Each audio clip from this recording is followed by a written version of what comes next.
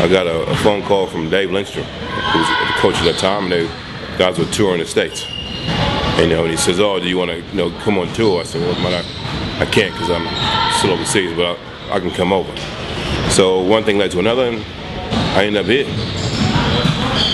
Oh, the first game was like every game. It was great. The atmosphere was intense. It was people everywhere. I don't know how we even played.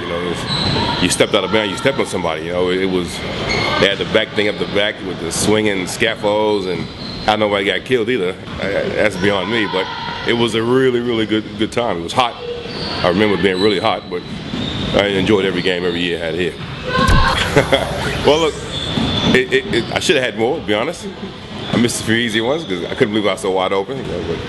But I remember the most that night.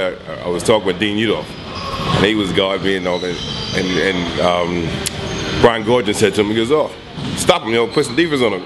He goes, "I'm trying." We just laughed all the way up the court, man. It was a good night. It was funny. It was wild.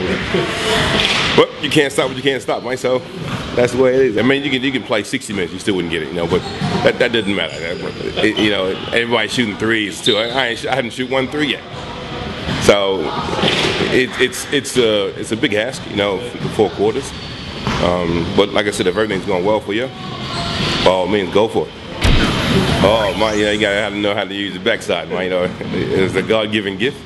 You gotta use it, So, but I mean, growing to college and playing, I always was a smaller center sort of thing. I played in university with Manute Bol, who was 7'5", so that was a bit of a challenge.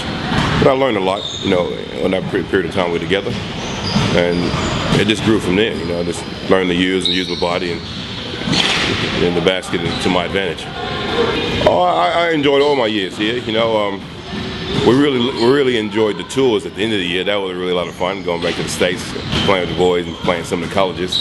But it was our second year here when I think we won the Kmart Classic, up in Sydney. So that was a good year for the young boys. And I mean, we had a lot of young kids back then, just starting out. So other than Chuck was the oldest bloke here, and you had Rod and Hubbard were the second oldest. But everybody else was just young kids, So it was a good mix, and it was a lot of fun. Oh, I saw, as far as the passion, the supporters here were great. They backed you through thick and thin. Which some places, they're fair weather fans. They're here today and going tomorrow. But your constant base of supporters has always been strong.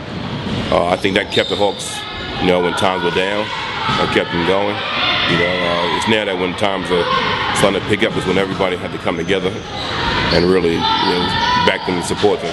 Not whether they're winning or losing, but still support your local team, because it is the last one in Illawarra. I suppose, it was a shame when they left the Snakepit to go, to the entertainment center. But with the way times are and things are, you got to go with, with the crowd, with the flow. So it would be nice to see this place open again, but a bit bigger. But who knows?